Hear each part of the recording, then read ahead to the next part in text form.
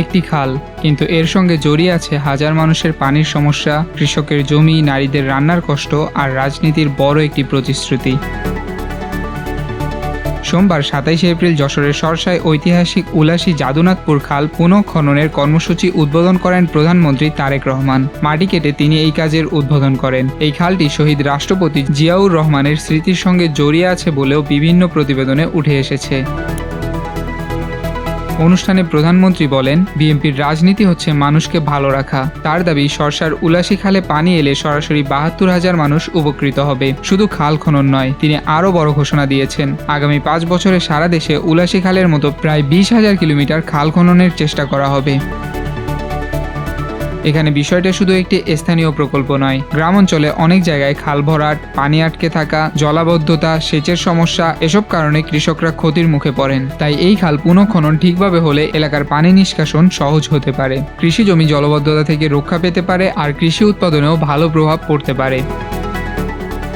তবে এই বক্তব্যে আরও দুটি বড় ঘোষণা এসেছে। প্রথমত, রান্নার কষ্ট কমাতে নারীদের জন্য এলপিজি কার্ড দেওয়ার কথা বলেছেন প্রধানমন্ত্রী। গ্রাম বা শহরের নিম্ন আয়ের অনেক পরিবারের রান্নার খরচ একটি বড় চাপ। তাই এই কার্ড কিভাবে দেওয়া হবে, কারা পাবেন, কতটা সহায়তা মিলবে, এগুলো এখন সাধারণ মানুষের বড় প্রশ্ন।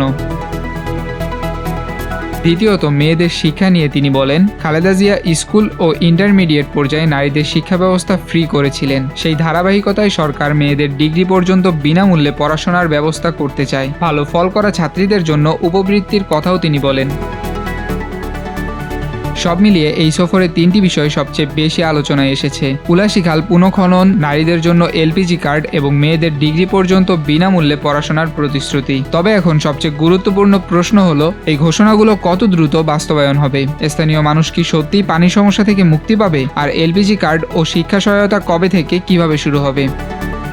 কারণ ঘোষণা বড় হতে পারে, কিন্তু মানুষ শেষ পর্যন্ত ফল দেখতে চায়। উলাসী খাল তাই শুধু একটি খাল নয়, এটা এখন সরকারের প্রতিশ্রুতি পূরণের একটি বড় পরীক্ষা।